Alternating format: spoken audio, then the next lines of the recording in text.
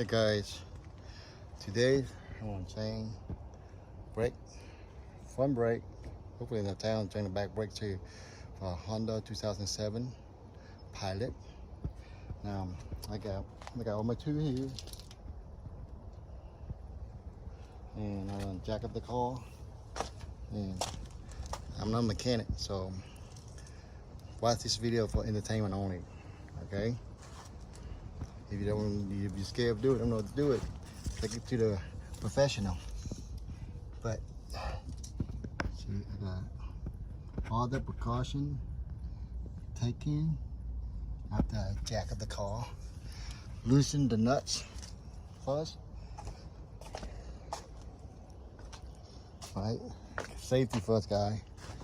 Look at that. See my pavement kind of uneven.